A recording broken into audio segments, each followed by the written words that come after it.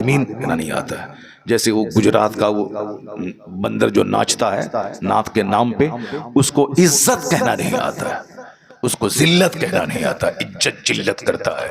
اس کو سارا ہندوستانی ہیرو بنایا ہوا ہے. اس کی زبردست بائیکاٹ کرو سارے ہندوستان میں. اگر اسی کو بولانا ہے تو پھر دوسرے دن تم قوالوں کو بلاؤ گے، ہارمونیم اور طبلہ والے کو بلاؤ گے. اس جو بھی مکسچر مشین والا ہے خبردار کبھی اس نعت خواہ کو مت بلاؤ. بائیکاٹ، مکسچر والا، مشین والا، ایکو والا، کبھی اس کو نہیں بلایا جائے. سمپل ڈھنگ سے جو نعت پڑھتا، ابھی نعت پڑھی انہوں نے، کتنی اچھی نعت پڑھی انہوں نے، ماشاءاللہ سبحان اللہ. ہمارے ہندوستان کا ایک بہت پرانا مشہور نعت. یا دوسروں سے فالتو باتیں کرتا ہوا گزارتا ہے. کاش پیشاب پخانہ اور کھانے کے علاوہ صرف 2 گھنٹے میں اگر وہ 2000 درود پڑھ لے، یہ یادگار سفر ہو جائے گا اس کا. کوئی نہیں کرتا. سارے لوگ صرف دوسروں کا منہ دیکھتے ہیں، دوسروں کا منہ دیکھتے ہیں، اور نہیں اس سے فرصت ملی تو موبائل چلاتے ہیں. موبائل میں اچھی چیزیں نہیں دیکھتے ہیں. موبائل میں کتاب بھی زیادہ نہیں پڑھنا چاہیے آدمی کو، کیونکہ اس سے آنکھ کی بینائی کم ہوتی ہے. اپنے ساتھ سفر میں پہلے بزرگان دین کتابیں رکھا کرتے تھے، اور جہاں موقع ملا کتابوں کا مطالعہ کرتے تھے. کتاب پڑھنا چاہیے، اور کتابوں کے مطالعے سے دل زندہ ہوتا ہے، آنکھیں مضبوط ہوتی ہیں. تو موبائل کا بالکل ضرورتاً استعمال کرے بندہ. میں اکثر یہی کہتا ہوں کہ یہ بہت اللہ کی بہت بڑی نعمت ہے. یہ موبائل بہت بڑی نعمت ہے. اتنی بڑی نعمت ہے کہ پہلے آپ اپنے بیٹے کو خط لکھتے تھے مالدہ سے، دلی میں رہنے والے بیٹے کو، تو وہ خط 10 دن میں پہنچتا تھا. پھر وہاں سے جواب 10 دن کے بعد آتا تھا. تب پتہ چلتا تھا کہ میرا بلال کیسا ہے. کتنی بڑی نعمت ہے اللہ کی کہ 1 سیکنڈ میں اپنے لال سے آپ بات کر لیتے. جو کام پہلے 20 دن کے بعد ہوتا تھا کہ خط لکھے 1 ہفتے میں پہنچا، پھر وہاں سے جواب 1 ہفتے کے بعد آیا، 1 منٹ میں وہ کام ہو جاتا ہے. اب اتنی بڑی نعمت اللہ نے دی، بندہ اس کا کتنا غلط استعمال کر رہا ہے، کتنا اس کا مس یوز کر رہا ہے. پہلے مالدہ شہر میں آپ کی اگر 3 دکان ہوتی تھی تو آپ کو 1 گھنٹہ یہاں، 1 گھنٹہ وہاں، 1 گھنٹہ وہاں ٹائم دینا پڑتا. لیکن اس موبائل نے کس قدر آسانیاں پیدا کر دی کہ بیک وقت 10 دکان کو بندہ ڈیل کر لیتا ہے. پہلے آرڈر دینے کے لیے مالدہ سے دلی جانا پڑتا تھا، پھر وہاں سے مال لانا پڑتا تھا. ابھی کچھ نہیں، صرف آپ موبائل سے آرڈر دے دیں، وہاں سے مال پہنچ جائے گا. اسی موبائل سے آپ پیسے بھیج دیں اس کو. کتنی آسانیاں پیدا ہو گئی. ایک بہت بڑا تحفہ ہے اللہ کی طرف سے موبائل. لیکن جس طرح بندہ دوسری نعمتوں کا غلط استعمال، مس یوز کرتا ہے، اسی طرح موبائل کا بھی غلط استعمال شروع کیا. موبائل کا غلط استعمال اتنا ہوا کہ جس بچے کو ڈی ایم بننا تھا وہ چپراسی بھی نہیں بن پا رہا ہے. جس بچے کو عاشق رسول ہونا تھا وہ صاحب گلی کوچے کا دل پھینک عاشق بن رہا ہے. اس موبائل نے صحت چھین لی، اس موبائل نے ہمارے بچوں کی پڑھائی چوپٹ کر دی. اس موبائل کی وجہ سے سماج گناہوں کے ڈھیر پہ کھڑا ہے. تو اب مسلمانوں کو کرنا یہی ہے کہ فالتو چیزوں سے بچتے ہوئے ضرورتاً اس کا استعمال کرنا ہے. اور یہ پیغام حضرت مولانا غلام، حضرت مولانا شکیل آصفی صاحب قدس اللہ العالی، ان سے پوچھیں کہ حدیث پاک میں کیسے دیا گیا ہے.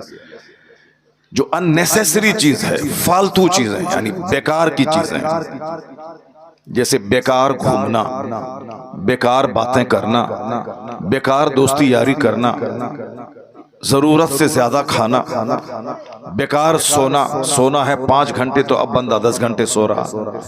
کھانا ہے 4 روٹی تو کھیر کے ساتھ 10 روٹی بندہ دبا دے رہا ہے. پھر 2-4-5 دن لوز موشن ہو اور باتھ روم دوڑتا رہا. بات ہو رہی ہے، بات کرتے کرتے ایسی بات زبان سے نکل گئی کہ جوتا چپل چلنے لگا، مار پیٹ ہونے لگی. غیر ضروری باتیں سے بچنا چاہیے. غیر ضروری کھانے سے بچنا چاہیے، غیر ضروری سونے سے بچنا چاہیے، غیر ضروری گھومنے سے بچنا چاہیے۔ اسی کو آقا علیہ السلام نے 1400 سال پہلے بڑی خوبصورتی کے ساتھ کہا، چونکہ سب سے بڑے محسن، سب سے بڑے معلم، سب سے بڑے ریفارمر کی ذات پیغمبر اعظم علیہ السلام کی ذات گرامی، ان سے اچھی بات کسی کی ہو ہی نہیں سکتی۔ آقا علیہ السلام نے کیا کہا؟ من حسن اسلام المرء ترکہ ما لا یعنی۔ میری ماں بہن بیٹیاں وہ بھی غور سے سنیں، غیر ضروری باتوں کی وجہ سے طلاق ہو رہی ہے، غیر ضروری باتوں کی وجہ سے تکرار ہو رہی ہے۔ اے لڑکا، اے سنو ادھر، کچھ سمجھ رہے ہو؟ بہت مار ماریں گے۔ میرے مدرسے کا بچہ ہوتا تھا، ابھی ایک تماچا مار کے چہرہ لال کر دیتے۔ حضرت حدیث پڑھ رہے تھے، یہ بات کر رہا ہے، میں ابھی تقریر کر رہا ہوں، 5 منٹ سے یہ بات ہی کر رہا ہے۔ یہ لوگ سوچ رہے ہیں کہ حضرت کوئی عجوبہ بات بولیں تاکہ اس کو سننے میں مزہ مل جائے۔ یہ سب بچے آگے بیٹھے ہوئے ہیں، ذرا بتائیں، سب ننگے سر بیٹھے ہوئے ہیں، سب ننگے سر بیٹھے ہوئے ہیں، سب کے سر کے بال کا اسٹائل دیکھیں جوکر کی طرح۔ اس کے ذمہ دار اس کے ماں باپ ہیں۔ ہم لوگوں کی ماں بچپن میں نہلا دھلا کے ٹوپی پہنا کے کرتا پاجامہ پہنا کے تب محفل میلاد میں بھیجتی تھی کہ بیٹا آج محفل میلاد ہے جاؤ۔ تب جو بات ہم لوگ آج سے 50 سال پہلے سنے تھے، 40 سال پہلے، وہ باتیں آج تک یاد ہیں۔ ہم لوگ محفل میلاد میں جاتے تھے، اپنے استاذ کا، اپنے عالم کا ہاتھ چومتے تھے، ان کے ہاتھ کو اپنے سر پہ رکھ کے ان سے دعائیں لیتے تھے۔ اور یہ ننگے سر آ گیا، پتہ نہیں کیسی ماں ان کی ہے، کیسے باپ ان کے ہیں۔ ایسا نہیں کہ بچہ بڑا ہو جائے گا تو خود سے سیکھ لے گا، ایسا نہیں ہوتا ہے۔ بچہ بڑا ہونے کے بعد ٹائٹ ہو جاتا ہے، اور پھر وہ ساری زندگی بڑھاپے تک وہ عادت نہیں چھوٹتی ہے۔ مدرسے میں جو بچے پڑھتے ہیں ہمارے ہیں، جو بچپن سے نماز کی عادی بنے وہ بڑھاپے تک نماز کے عادی رہتے ہیں۔ جو طالب علمی کے زمانے میں کبھی نماز پڑھا، کبھی چھوڑا، استاذ کے ڈر سے پڑھا چھوڑ دیا، وہ 50 سال کی عمر میں بھی نمازی نہیں بن پاتا ہے۔ اس لیے یہ نہ بولیں کہ میرے بچے چھوٹے ہیں، وہ بڑے ہونے کے بعد سنبھل جائیں گے۔ نہیں، آقا علیہ السلام نے ہمیں حکم دیا ہے کہ اپنے بچوں کی عزت کرو، اکرموا اولادکم۔ جب بچے تیرے 10 سال سے نیچے رہیں تو ان بچوں کی خوب عزت کرو، اس کو خوب پیار دو، اس کی پیشانی کو چومو، ان کو سینے سے لگاؤ۔ لیکن جب بچے 10 سے اوپر ہو جائیں تو ان بچوں کے ساتھ ایک غلام کی طرح سلوک کرو، ان بچوں کے ساتھ خوب کام اس سے لو، خوب محنت کرواؤ، اس کو بولو کہ 3 کپڑے تم کو پہننا ہے، کپڑا چینج کرو۔ مدرسے کے بہت سارے بچے اس پر عمل نہیں کرتے ہیں، چونکہ گاؤں دیہات سے آتے ہیں، تو اس کو کلاس کے ٹائم میں لباس چینج کرنے میں بوجھ لگتا ہے، اس کو بوجھ معلوم ہوتا ہے کہ لباس نہیں چینج کرے، جبکہ اسکول کے بچے 4 ڈریس پہنتے ہیں ڈیلی۔ کلاس کے ٹائم کا ڈریس الگ ہے، یونیفارم، وہاں سے آنے کے بعد جنرل لباس، کھیل کے ٹائم کا ڈریس الگ ہے، پھر رات میں نائٹ ڈریس الگ ہے، تاکہ بچے ایکٹیو رہیں، سست کوڑھی نہیں بن جائیں، کام چور نہیں بن جائیں۔ اور یہ وقت ہے 10 سے لے کے 20 سال کے بیچ کا، اس ٹائم میں بچوں کو خوب باپ کام لے اس سے۔ ایسا نہیں کہ ہم خود کر لیں گے تم مت کرو، جسے ہماری ماں بہن بیٹیاں اپنی بیٹیوں کو کام کرنے نہیں دیتی ہیں، نہیں ہم کر دیں گے تم مت کرو۔ وہی بیٹی سسرال میں جانے کے بعد ماں کا پیار ساس سے ڈھونڈتی ہے، اور ساس تو ساس ہی ہے، پھر وہاں مار پیٹ طلاق کی نوبت آتی ہے۔ جو ماں اپنی بچی سے خوب کام لیتی ہے، جھاڑو لگاؤ، کھانا بناؤ، ناشتہ بناؤ، بریانی بناؤ، قیمہ بناؤ، کوفتہ بناؤ، دال اس طرح بناؤ، روٹی ایسے بناؤ، یعنی جو طرح طرح کے آئٹم سکھاتی ہے اور ہمیشہ کام میں لگا کے رکھتی ہے، اس کی بیٹی کی شکایت سسرال سے کبھی نہیں آتی ہے۔ اس کی بیٹی بجلی کے نام سے پکاری جاتی ہے، ساس کی نگاہوں میں عزیز بن جاتی ہے، ان کا شوہر اس سے خوش رہتا ہے، چونکہ عورتوں کے تعلق سے شوہر کا ایک مزاج ہوتا ہے کہ ان کا ہاتھ ہر وقت کام میں لگا رہے، ساس بھی چاہتی کہ ہر وقت یہ کام میں لگی رہے. کیا مطلب؟ صبح اٹھے سب سے پہلے نماز پڑھے, قرآن پاک کی تلاوت کرے, اس کے بعد وہ ہاتھ میں جھاڑو لے. ایسا نہیں قرآن پڑھنے سے پہلے وہ پورے گھر بار کو صاف کر دے, نہیں, سب سے پہلے نماز پڑھے. وہ غلط بات ہے کہ دن نکلنے سے پہلے ہی جھاڑو باڑو کر دیں. دن نکلنے سے پہلے سب سے پہلا کام ہے نماز پڑھے. نماز سب سے بڑا کام ہے, اس سے بڑا کوئی کام نہیں. ایک بندہ جب نماز پڑھتا ہے تو سمجھ لیں کہ دنیا کا سب سے بڑا کام وہ کر رہا ہے, اس سے بڑا کوئی کام نہیں. 50 کھرب کی بلڈنگ بنانا, 50 کھرب کی زمین خریدنا, 50 مال بنانا, مارکیٹنگ کمپلیکس بنانا, یہ سب چھوٹا کام ہے. جو بندہ نماز پڑھتا ہے سمجھ لیں یہ زندگی کا سب سے بڑا کام کر رہا ہے. سبحان اللہ بولو نا. کوئی عجوبہ بات بولتے ہیں تب سبحان اللہ کہو گے تم. اس بات کو صرف نوٹ کر کے یہاں سے چلے جاؤ, 5 گھنٹے کی تقریر سننے سے بہتر ہے. اس بات کو نوٹ کر لو کہ زندگی کا سب سے بڑا کام نماز پڑھنا ہے. 50 کروڑ روپے کی بلڈنگ کوئی بنا رہا ہے, کوئی نماز پنجگانہ پابندی سے پڑھ رہا ہے, میں قسم کھا کے کہتا ہوں کہ یہ 50 کروڑ کی بلڈنگ سے بڑا کام نماز پنجگانہ ادا کرنا ہے. چونکہ ہمارا مقصد بلڈنگ بنانا نہیں ہے اس دنیا میں, ہمارا مقصد اللہ کی عبادت کرنا ہے. بلڈنگ اسی لیے ہے تاکہ میں اس میں رہ سکوں, کپڑا اسی لیے ہے تاکہ میں اپنے ستر کو چھپا سکوں, کھانا اسی لیے ہے تاکہ میری پیٹھ سیدھی رہے, میں زندہ رہ سکوں. زندہ کیوں رہوں؟ اللہ کی عبادت کر سکوں. مقصد حیات اللہ کی عبادت ہے کہ ہم کو اللہ کی بندگی کرنی. اب بندگی کرنے کے لیے زندہ رہنا, زندہ رہنے کے لیے کھانا کھانا, زندہ رہنے کے لیے کپڑا پہننا, زندہ رہنے کے لیے سر چھپانے کے لیے گھر چاہیے. گھر بنانا مقصد حیات نہیں ہے, زندہ رہنے کے لیے ایک چیز ہے. کھانا کھانا یہ مقصد حیات نہیں ہے, زندہ رہنے کے لیے ایک ضروری چیز ہے. کپڑے کا مقابلہ کرنا یہ مقصد حیات نہیں ہے کہ صبح کچھ پہنے شام کچھ پہنے, نہیں, زندہ رہنے کے لیے کپڑا ضروری ہے. زندہ کیوں رہا جائے؟ تبارک الذی بیدہ الملک وہو علی کل شیء قدیر الذی خلق الموت والحیات لیبلوکم ایکم احسن عملا. اللہ کہتا ہے بڑی برکت والا ہے وہ جس کے قبضے میں ہے ساری بادشاہت, وہ ہر چیز پر قادر ہے, جس نے موت اور زندگی پیدا کی. Who created life and death, جس نے موت اور زندگی پیدا کی تاکہ وہ ٹیسٹ کرے کہ تم میں سے کس کا کام اچھا ہے. ہمیں اچھے کام کے لیے رب نے پیدا کیا, نہ کہ صرف مکان کا مقابلہ کریں. وال پٹی کرنا ہے تو فال سے سیلنگ کرنا ہے, تو گرینائٹ لگانا ہے تو ٹائلز لگانا ہے. تو ہاں ٹائلز خوبصورت ہے, گرینائٹ خوبصورت ہے, تمہارے گھر کی فال سے سیلنگ خوبصورت ہے, لیکن تم کب خوبصورت بنے گا؟ تمہاری خوبصورتی نہ مکان سے ہے, تمہاری خوبصورتی نہ ٹائلز اور ماربل سے ہے, تمہاری خوبصورتی اللہ کی عبادت اور اچھے اخلاق سے ہے. مٹی کے گھر میں کوئی سیویلائزڈ, ڈسپلین, مہذب, با اخلاق, نمازی رہتا ہو تو وہ مٹی کا گھر سونے کے گھر سے بہتر ہے.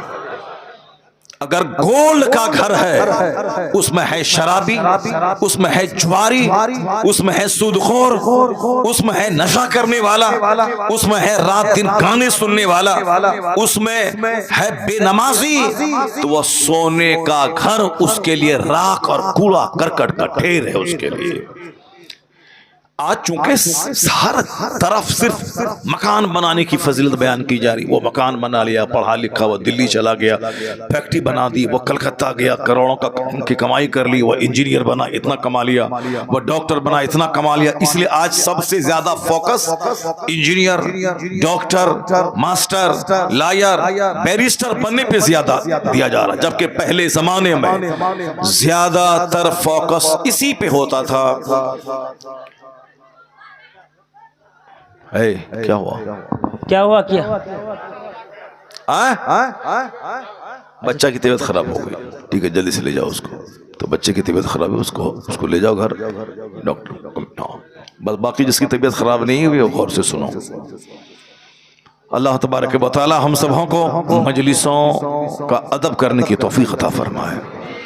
ہم لوگ کتنی محنت سے باتیں کرتے ہیں، کتنی محنت سے دماغ چلاتے ہیں تاکہ لوگوں کی توجہ ہماری طرف رہے، وہ حدیث قرآن سیکھ لے، لیکن لوگوں کا بھی عجیب مزاج ہے، کوئی ایک بندہ کھڑا ہو گیا سب اسی کو دیکھنے لگا، کوئی ایک بندہ ادھر کچھ چلایا اس کو سب دیکھنے لگا، یعنی ہم لوگ بالکل اٹینٹیولی نہیں سنتے اپنے عالموں کو، اور غور سے اگر عالموں کو سنیں تو بازو میں گھر میں آگ بھی لگ جائے تو بھی اس کا پتہ نہیں چلتا ہے آدمی کو، مگر چونکہ دھیان نہیں ہوتا ہے۔ اب دھیان لگا کے سنیں، آج میں 4 گھنٹے کی تقریر نہیں کروں گا، آج صرف 1 گھنٹہ بولوں گا، اس 1 گھنٹے کو آپ غور سے سن لیں۔ ہمارے پیر صاحب نے کیا کہا کہ حق بولنا چاہیے، حق کا میں ساتھ دیتا ہوں۔ عالموں کا کام یہ نہیں کہ بہت لمبا چوڑا جبہ روزانہ 5 بار بدلے، عالم کا کام یہ نہیں کہ جیسا جبہ اسی رنگ کی پگڑی، اسی رنگ کی گھڑی، اسی رنگ کا جوتا، نہیں، عالم سمپل رہیں مگر بات حق بولیں تو وہی ہمارے لیے بادشاہ ہیں۔ عالم کی نقل عوام کرتے ہیں، عالم کے چلنے پھرنے کے انداز کو پبلک دیکھتی ہے، اس لیے عالم دوسروں کے لیے ماڈل ہے۔ اب ہمارے سامنے کوئی ناچ رہا ہو، گا رہا ہو اور ہم مسکرا رہے ہو تو ہم عالم سے قیامت کے دن کل سوال ہوگا کہ تمہارے سامنے گناہ ہوتا رہا، تم نے کیوں نہیں ٹوکا، تم نے کیوں نہیں روکا؟ تمہارا کام مکان بنانا، گاڑی خریدنا نہیں ہے، تمہارا مکان ہے، تمہارا کام ہے مصطفیٰ کا پیغام لوگوں تک پہنچا دینا۔ آقا فرماتے ہیں من رعا منکم منکرا فلیغیرہ بیدہ، if anyone among you sees an evil action, he should stop it with his hand۔ سب سے پہلا کام، اگر تم میں سے کوئی دیکھے کسی غلط کام کو کہ غلط کام ہو رہا ہے تو سب سے پہلی ڈیوٹی ہے کہ اس کو ہاتھ سے روک دے، ہاتھ سے روکے اس کو، زبان سے بعد میں، دل سے بعد میں، سب سے پہلے ہاتھ سے روکے، سب سے پہلے ہاتھ سے روکے۔ بادشاہ پہ لازم ہے کہ وہ تقریر نہیں کرے، بادشاہ پہ لازم ہے کہ وہ ڈنڈے کا استعمال کر کے گناہ کو روک دے۔ کہیں شراب کی بھٹی چل رہی ہے، گاؤں کے پردھان، گاؤں کے مکھیا، گاؤں کے زمیندار جس کی زمین پہ لوگ چلتے ہیں، اس پہ لازم ہے کہ وہ ہاتھ سے اس گناہ کو روک دے۔ وہ بولے کہ اگر تم نے شراب نہیں چھوڑا تو تم کو میں اپنے اس کھیت پہ چلنے نہیں دوں گا، اگر تم نے بدکاری نہیں چھوڑی میں تم کو اس گاؤں میں گھسنے نہیں دوں گا۔ یہ لازم ہے زمینداروں پہ، پردھان پہ، مکھیا پہ، ایم ایل اے پہ، ایم پی پہ، جو گاؤں کے سرکردہ افراد ہیں، اس کے لیے ضروری ہے کہ وہ گناہوں کو ہاتھ سے روک دے۔ سب سے پہلے فَلْيُغَيِّرْهُ بِيَدِهِ، اس کو بدل دے، اس کو روکے، اس کو ہاتھ سے روکے۔ فَإِن لَمْ يَسْتَطِعْ، if he is unable to do so، if he is unable، اگر وہ مجبور ہے کہ ہاتھ سے نہیں روک پائے گا، ہاتھ سے روکیں گے تو میرے پاس اتنی طاقت نہیں ہے کہ سامنے والے سے مقابلہ کر پائیں، تو کہتے ہیں کہ دوسرا درجہ یہ ہے گناہوں کو روکنے کا، گناہوں سے سماج کو بچانے کا۔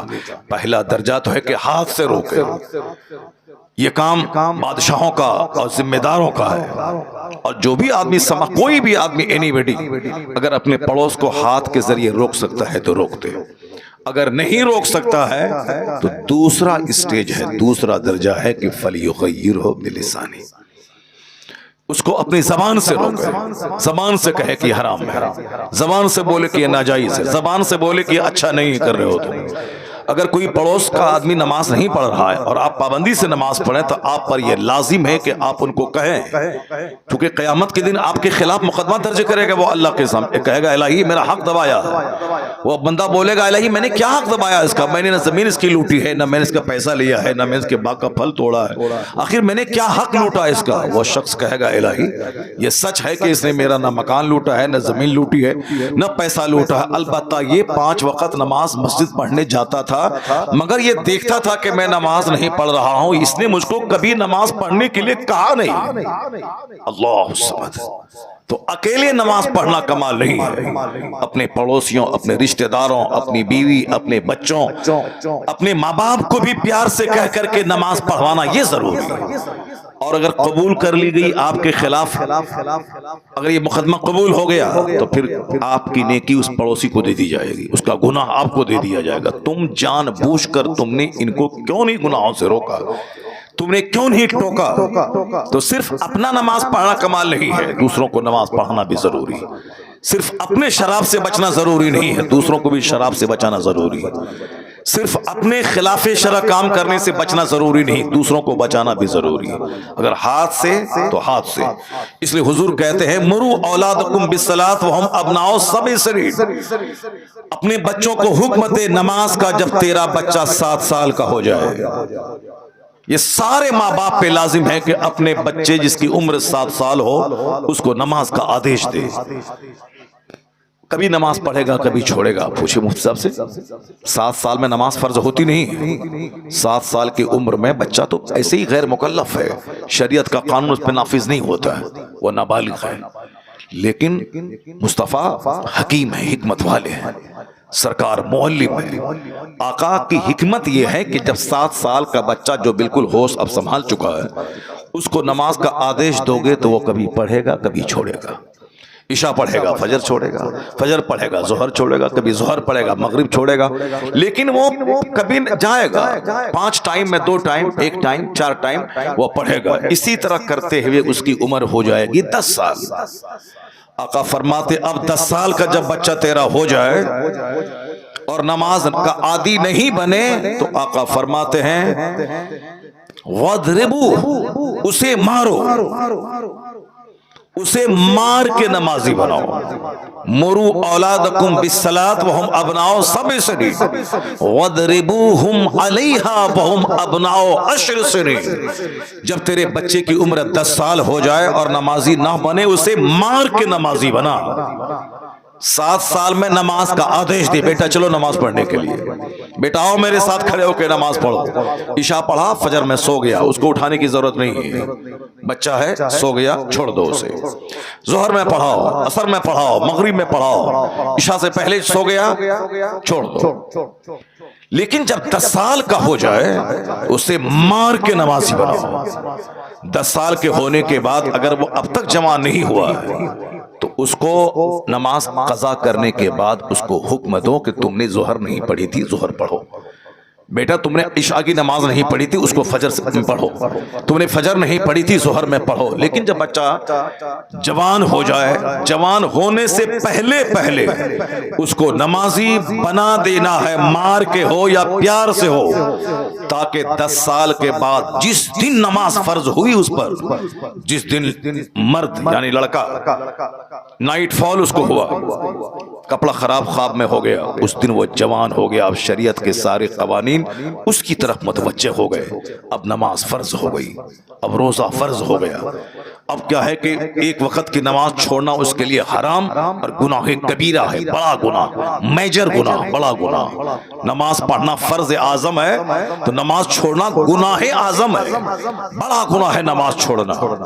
اس لیے اب بچے کو جوان ہونے سے پہلے پہلے نماز کا عادی بنا دیں، تاکہ جوان ہونے کے بعد جس دن 10 سال کے بعد کپڑا خراب ہوا اس دن جوان ہے، اب نماز چھوڑنا ایک وقت کی حرام۔ 15 سال کی عمر تک اگر احتلام نہیں ہوا، نائٹ فال نہیں ہوا، یہ لڑکی کو ماہواری خون نہیں آیا، 15 سال کے بعد وہ میچیور جوان مانا جائے گا شریعت کی نگاہ میں۔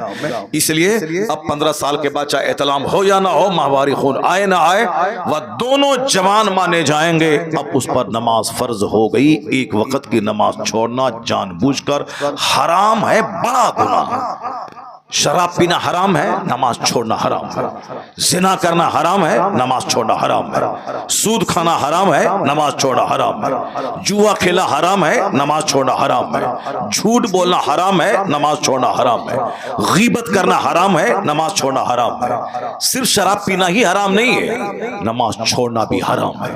صرف جوا کھیلنا ہی حرام نہیں ہے، نماز چھوڑنا حرام ہے۔ اور میں تو کہتا ہوں کہ شراب پینے سے بڑا گناہ ایک معنی میں نماز چھوڑنا ہے۔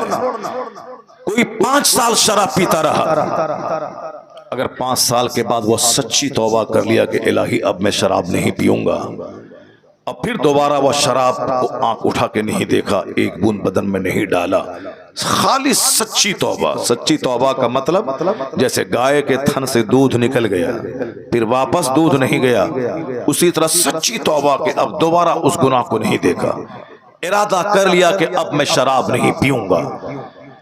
سچی توبہ کے بعد بھی اگر توبہ اس کی ٹوٹ گئی تو بھی وہ توبہ کی فضیلتوں سے مالا مال رہے گا۔ سچی توبہ چونکہ اللہ کی نظر بندوں کے دل پہ ہے، 5 سال تک شراب پیتا رہا، سچی توبہ کیا، اللہ اس کے گناہ کو معاف کر دے گا۔ سمجھ رہے ہو تم؟ لیکن سنو، پوچھو مفتی صاحب سے، نماز فرض ہوئی 15 سال میں، بندہ نماز شروع کیا 25 سال میں، حالانکہ 25 سال میں نماز لوگ شروع کرتے نہیں ہیں، اگر سارے لوگ 25 سال کی عمر میں بھی نمازی بن جائیں تو بھی مسجد ہمیشہ فجر کے ٹائم میں بھی بھری رہے گی، چونکہ 25 سال کے بے شمار نوجوان سماج میں ہیں، مگر مسجد فجر کے ٹائم میں صرف 5 بوڑھے رہتے ہیں جس کے پاؤں قبر میں لٹک رہے ہوتے ہیں۔ نوجوان رات کے 2 بجے تک موبائل چلائیں، سوئیں، پھر دن کے 10 بجے اٹھیں، کافروں کی طرح، مشرکوں کی طرح، جیسے وہ لوگ کوئی جینے کا یہ اصول نہیں ہے، جب چاہا کھایا، جب چاہا سویا، جب چاہا جاگا۔ مسلمانوں کا ٹائم ٹیبل ہے، کھانے کا ٹائم، نماز کا ٹائم، روزے کا ٹائم، حج کا ٹائم، زکوٰۃ کا ٹائم، ایک ایک منٹ قیمتی ہے مسلمان کے۔ اگر 4:10 پہ آخری ٹائم ہے سحری کرنے کا تو 4:11 پہ دانا حرام، پانی حرام، بیوی کا استعمال حرام۔ لیکن اگر 6:10 پہ افطار کا ٹائم ہے تو 6:10 سے پہلے دانا پانی حرام، اور 6:10 کے بعد حلال۔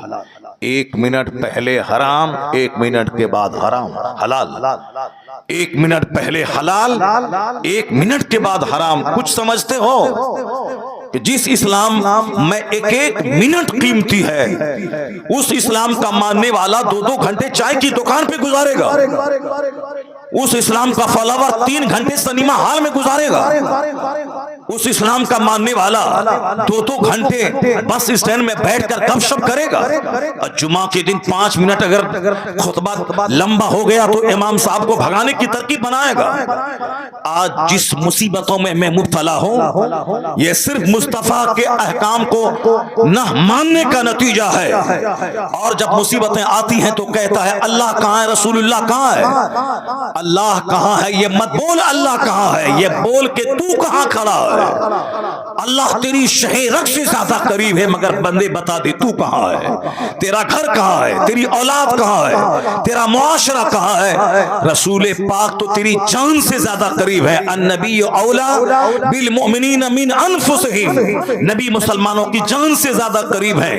یہ مت بول مصطفیٰ کہاں ہے، یہ بول کہ تو کہاں ہے۔ تیرا ہیئر اسٹائل کافروں جیسا، تیرا پھٹا ہوا جنس کافروں جیسا، تیرے گلے کی سکری، تیرے پاؤں، ہاتھ کا بالا، پاؤں کا دھاگا کافروں جیسا، اور تو کہتا ہے کہ اللہ کہاں ہے۔ رسول اللہ کا آواز آتی ہے ہم تو مائل بکرم ہے، کوئی سائل ہی نہیں، راہ دکھلائے کسے کوئی رہروے منزل ہی نہیں، تو بتا دے تو کہاں ہے۔ تو مصطفیٰ کا غلام بن جا، آج بھی عزت تیرے لیے، حکومت تیرے لیے، جنت تیرے لیے۔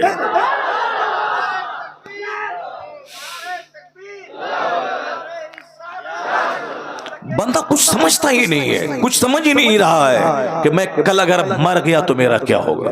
ایک بندہ میرے گاؤں کا، وہ ڈی ایم بننے کی تیاری کر رہا تھا دلی میں۔ ڈی ایم کا مطلب ہم سے زیادہ تم جانتے ہو، UPSC کی تیاری، یونین پبلک سروس کمیشن۔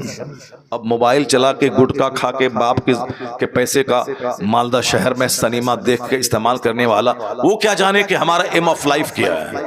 बस IABA MA किया नौकरी नहीं मिली, नहीं नहीं हिंदुओं का मुल्क है, मुसलमानों को नौकरी नहीं मिलती है, यही बोलेगा, ठगेगा।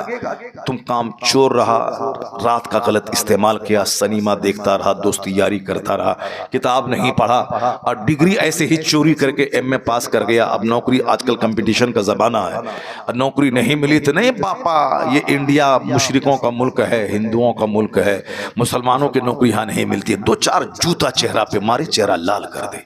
हिंदुओं का मुल्क है ये न हिंदुओं का मुल्क है न सिखों का मुल्क है, ये मुल्क सारे हिंदुस्तानियों का है, ये मुल्क हमारा है। अगर हिंदुओं का मुल्क होता तो शाह फैसल नाम का लड़का कश्मीर का IAS में पूरे इंडिया में टॉप नहीं करता।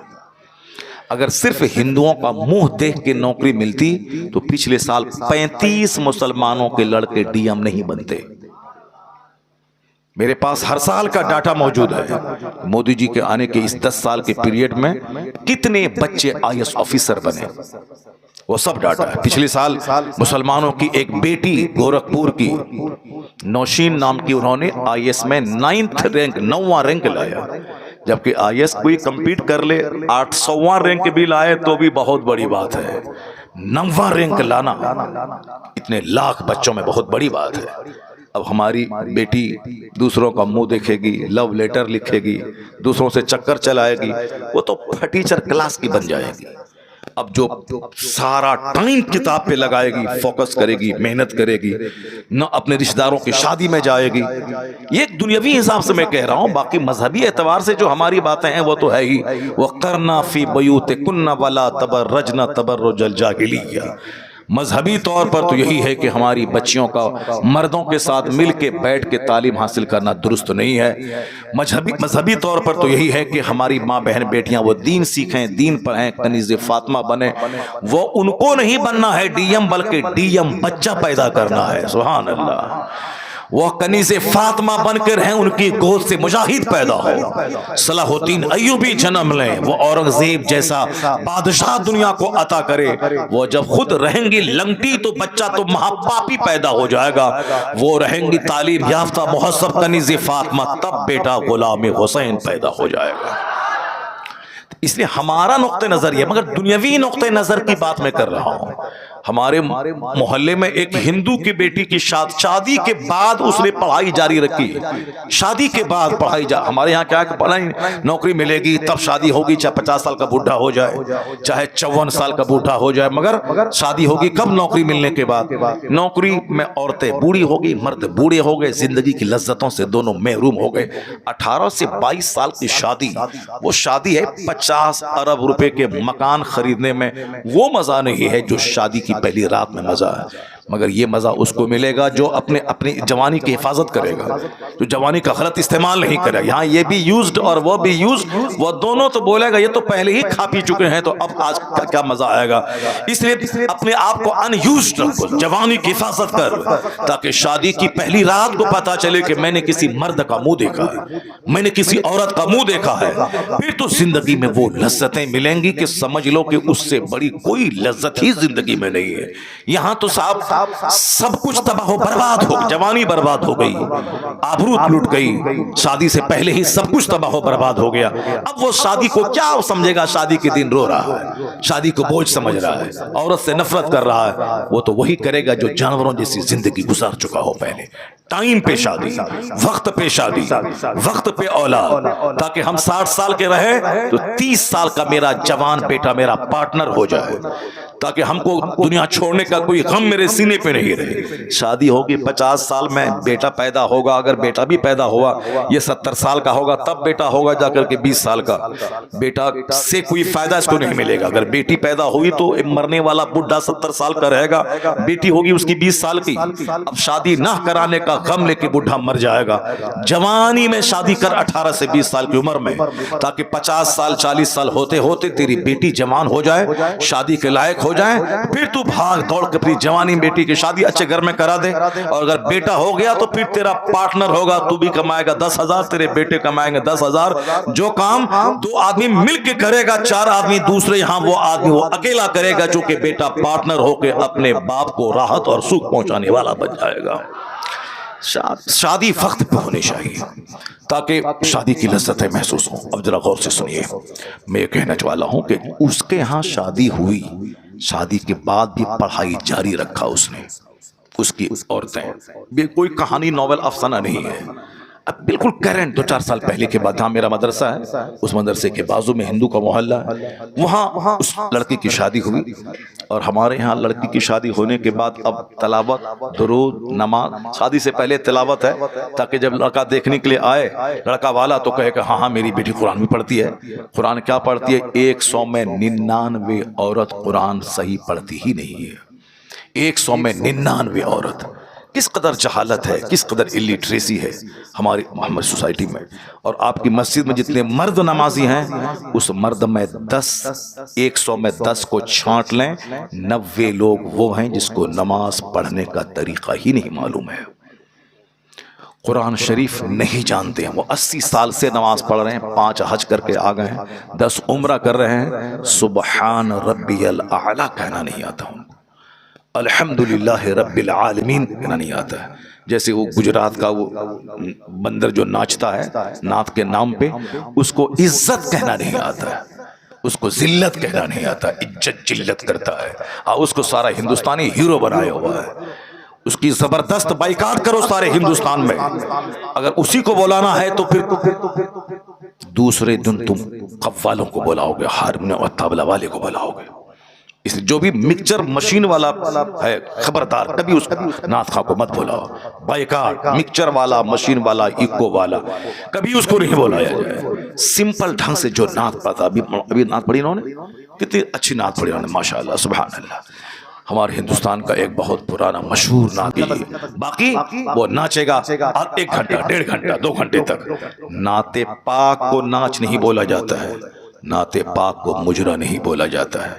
جو تمہارا اسٹائل، جو تمہارا ڈھنگ ہے، اس ڈھنگ کی مذمت کی جاتی ہے، نعت کی نہیں. نعت خواہ ہے اسد اقبال. اب وہ کہاں ناچتا ہے، کہاں صاحب وہ مشین رکھتا ہے، پیر سے ایسے ایسے دباتا ہے، کہاں دباتا ہے اس نے. اب آج 35 سال سے نعت پڑھ رہا ہے، اچھی نعت پڑھ رہا ہے، آواز ویسی ہے. تو اب قاعدے سے ہاں وہ اچھی آواز بھی صحیح ہو، مگر نعت خوانی جلسے میں غالب نہیں آنی چاہیے. جیسے ہمارے بزرگان دین کے زمانے میں ہوتی تھی، علامہ ارشد صاحب کے زمانے میں ہوتی تھی. ایک نعت خواں آیا، 5 اشعار پڑھا، بس چلو، باقی اب دین سکھا رہے ہیں، قرآن حدیث کی باتیں ہو رہی. اب تو دین کی باتیں دب گئی، اب نعت خوانی سامنے آ گئی. یہ اگر اچھی نعت بھی پڑھے بندہ تو بھی سیرت کے جلسے میں اس بات کا خیال رہے کہ نعت خوانی 10% ہو، تقریر 90% ہونی چاہیے. قرآن شریف کی تلاوت جیسے شروع میں ہوتی ہے 5-10 منٹ کے لیے، میں کہتا ہوں کہ 10 منٹ نہیں، آدھا گھنٹہ قرآن پاک کی تلاوت کرو اور اچھے قاری سے تلاوت کرواؤ تاکہ مسلمان بھی سنے تو آنسو بہائیں اور غیر مسلم بھی سنے تو ان کا بھی سینہ ہل جائے. چونکہ میری گفتگو میں وہ تاثیر نہیں ہے جو اللہ کا کلام آج بھی وہ اثر رکھتا ہے کہ بندہ قاعدے سے تلاوت کرے تو آنکھ سے آنسو کے قطرے بہ جائے. وَتَقْشَعِرُّ مِنْهُ جُلُودُ الَّذِينَ يَخْشَوْنَ رَبَّهُمْ. قرآن کہتا ہے جو اللہ سے ڈرتے ہیں ان کے رونگٹے قرآن سننے کے بعد کھڑے ہو جاتے ہیں، ان کے رونگٹے کھڑے ہو جاتے ہیں، ان کے چمڑے نرم پڑ جاتے ہیں. وَإِذَا سَمِعُوا مَا أُنزِلَ إِلَى الرَّسُولِ تَرَىٰ أَعْيُنَهُمْ تَفِيضُ مِنَ الدَّمْعِ. جب وہ اللہ کے کلام کو سنتے ہیں تو آنکھیں آنسو بہانے لگتی ہیں. اللہ کا کلام ہے ہی اس قابل کہ بندہ آنسو بہائے، ہنسے نہیں. قرآن حزن کے ساتھ نازل ہوا ہے، اس لیے آقا فرماتے ہیں جب قرآن پڑھو تو آنسو بہاؤ، رونے جیسی صورت بناؤ. خود آقا علیہ السلام عبداللہ ابن مسعود جو صحابی رسول ہیں ان سے کہا کہ تم قرآن پڑھو میں سنوں گا. انہوں نے کہا سرکار قرآن تو آپ پر نازل ہوا ہے، آپ سے بہتر کون پڑھ سکتا ہے؟ آقا نے کہا کہ میں سننا چاہتا ہوں تجھ سے. انہوں نے جب قرآن پڑھنا شروع کیا تو حضور سنتے رہے یہاں تک کہ اس آیت پر جب پہنچے وَجِئْنَا بِكَ عَلَىٰ هَٰؤُلَاءِ شَهِيدًا، سرکار نے ہاتھ کے اشارے سے کہا کہ رک جاؤ، عبداللہ ابن مسعود جب رک گئے، چونکہ وہ مصطفیٰ کو سنا رہے تھے، کس بے خودی میں سنا رہے ہوں گے، جس پر قرآن نازل ہوا ہے ان کو صحابی سنا رہا ہے، کس قدر بے خودی میں سنا رہا ہوگا کہ میں آقا کو سنا رہا ہوں جو قرآن والے ہیں، جن پر قرآن نازل ہوا ہے، وہ بے خودی میں سنا رہے تھے۔ ادھر آقا علیہ السلام نے جب رکنے کا اشارہ کیا، وہ جب رکے، اس کے بعد آنکھ اٹھا کے دیکھا تو دیکھا حضور کی آنکھیں آنسو بہا رہی ہیں۔ سبحان اللہ سبحان اللہ۔ جن پر قرآن نازل ہوا وہ قرآن سن کے رو رہے ہیں، اس لیے حضور نے کہا جب قرآن پڑھو تو آنسو بہاؤ، آنسو نہ نکلے تو آنسو بہانے جیسی صورت بنا لو۔ غم سے قرآن نازل ہوا ہے۔ قرآن کا مزاج ہے زنگ صاف کر دینا، قرآن کا مزاج ہے گھمنڈ دور کر دینا، قرآن کا مزاج ہے جو سنے تو اس کے رونگٹے کو کھڑا کر دینا۔ آج ہمارے ہاں قرآن ہی نہیں پڑھا جاتا ہے، کامیڈی سنی جاتی ہے، قرآن نہیں سنا جاتا ہے۔ جہاں تہاں کی بے جان کہانی سنی جا رہی، قرآن نہیں سنا جا رہا۔ بنگال میں ایک اور غلط ریت ہے، جیونی کے نام پہ فالتو بے بنیاد اور گڑھی ہوئی روایتیں بیان کی جاتی ہیں، اور گا گا کے گڑھی ہوئی روایتیں۔ سیدہ فاطمہ الزہرا رضی اللہ تعالیٰ عنہ کی شان میں غیر مہذب جملے، نبی بولا اے فاطمہ، یہ ساری باتیں جیونی کے نام پہ بولی جا رہی ہیں، جیونی کے نام پہ گایا جاتا ہے۔ 5 بچے بیٹھے ہیں، یہ گا رہا، جیونی بیان کر رہا ہے۔ علماء کرام سے حدیث سنا جائے، علماء کرام سے قرآن سنے جائے، جھوٹی جیونی بیان نہیں کی جائے، قرآن پاک کے پڑھنے کا رواج دیا جائے۔ گھر میں کوئی عورت ہاتھ میں کام میں ہاتھ نہیں لگائے گی جب تک کہ وہ قرآن پاک کی تلاوت نہ کر لے، کوئی جھاڑو نہیں لگائے گی جب تک کہ وہ درود نہ پڑھ لے۔ جن ایام میں ان پر نماز فرض نہیں ہے، جب ماہواری کے دنوں میں، ان دنوں میں بھی عادت بنا دے کہ وہ وضو کر کے مصلی پہ بیٹھ کے 100 بار کلمہ شریف 100 بار درود پڑھ لے، تاکہ دوسروں کو ان کی کمزوری کا پتہ بھی نہیں چلے اور نماز پڑھنے کی عادت بھی لگی رہے، تاکہ نماز 5 وقت پڑھ کر وضو کرنا، مصلی پہ بیٹھنے کی عادت لگی رہے۔ ورنہ وہ پاک ہوں گی، 1 دن پہلے وہ نہائیں گی، 2 دن کے بعد نماز شروع کریں گے، 5 دن کے بعد پھر اگلا مہینہ کا خون آ جائے گا، بس سستی کریں گی۔ اس لیے بزرگوں نے کہا ہے اسے ناپاک حالت میں نماز نہیں پڑھنا ہے، لیکن وہ درود تو پڑھ سکتی ہے، وضو کر کے مصلی پہ بیٹھ جائے تاکہ نماز کے ٹائم کی عادت لگی رہے۔ وہ درود پڑھیں کام شروع کرنے سے پہلے، مسلمان مرد تلاوت کرے کام شروع کرنے سے پہلے، تلاوت 5 منٹ جلدی سے ختم کیجیے، باقی وہ ناچے گا 1 گھنٹہ 1.5 گھنٹہ 2 گھنٹے تک۔ نعت پاک کو ناچ نہیں بولا جاتا ہے، نعت پاک کو مجرا نہیں بولا جاتا ہے۔ جو تمہارا اسٹائل، جو تمہارا ڈھنگ ہے، اس ڈھنگ کی مذمت کی جاتی ہے، نعت کی نہیں۔ جو نعت دل سے پڑھے تو بندہ ولی بن جائے گا، جو دل سے مصطفیٰ سے عشق کرے تو وہ ولی بن جائے گا۔ دل سے جو کرے، زبان سے ہم آپ کے بغیر نہیں جئیں گے، نماز فجر ظہر عصر سب غائب ہے، وہ تو ساری زندگی پڑھتا رہے گا نعت، ولایت کی کیا برکتوں کو محسوس ہی نہیں کر سکتا ہے۔ وہ عاشق رسول وہ ہوگا جو مصطفیٰ کی محبت و مصطفیٰ کی پیروی کرتا ہے۔ عاشق رسول تو گردن کٹانے کو تیار رہتا ہے، گردن کٹ جو نماز فجر کے لیے نہ اٹھ پائے وہ گردن کیا کٹا پائے گا؟ بس صرف 2 پیسہ کمانے کے لیے یہ سارے نام لیے جاتے ہیں۔ اعلیٰ حضرت کے سامنے ایک شخص آیا، کہا حضور میں نے نعت لکھی ہے، اس نعت کے اشعار میں جب دیکھا میں آپ کے لیے تڑپ رہا ہوں حضور، آپ کی جدائی میں بے چین ہوں۔ اعلیٰ حضرت نے کیا کہا؟ جو کچھ آپ نے لکھا ہے وہ اگر آپ کے دل میں ہے تو آپ ولی ہیں۔ جو آپ لکھے ہیں کہ ہم حضور کی یاد میں تڑپ رہے ہیں، ہجر میں بے چین ہیں، اگر واقعی آپ بے چین ہیں آپ ولی ہیں، ولی۔ یہ کون بول رہا ہے؟ قطب الارشاد۔ یہ کون کہہ رہے ہیں؟ نائب غوث اعظم۔ یہ کون کہہ رہے ہیں؟ شیخ الاسلام والمسلمین۔ ہم لوگوں کی بات تو کمزور ہے، شیخ الاسلام والمسلمین کی باتیں ہیں۔ کیا کہہ رہے ہیں؟ اگر یہ بات آپ دل کی کیفیت ہے تو آپ ولی ہیں، آپ ظاہر سی بات ہے۔ اور اگر نہیں، صرف الفاظ کی بازی گیری ہے، الفاظ اور جملے کا زور ہے تو آپ جھوٹے ہیں۔ اگر وہ بات آپ کے دل میں ہے نہیں کہ میں تڑپ رہا ہوں، اور الفاظ میں لکھ رہے ہیں کہ میں تڑپ رہا ہوں، تو آپ جھوٹ بول رہے ہیں، اور جھوٹ میں کوئی اثر نہیں، کوئی تاثیر نہیں، کوئی برکت نہیں۔ اعلیٰ حضرت نے کلام ان کے ہاتھ میں دے دیا۔ اب آپ بتائیں کہ یہ ہے، اور آج کل یہ کہتے ہیں نعت پڑھنے کو مجرا کہہ دیا آپ نے، نعت کو گویا، نعت پڑھنے والے کو گویا کہہ دیا۔ نعت پڑھنے والے کو گویا نہیں بولا جاتا ہے، جو فلمی اسٹائل میں نعت پاک کی توہین کرے اس کو گویا بولا جاتا ہے، اس کی توہین کی جاتی ہے۔ ورنہ نعت آپ قاعدے سے پڑھیں اور آنسو نکلے تو بندہ آپ کا پاؤں چوم لے گا کہ یہ عاشق رسول ہے۔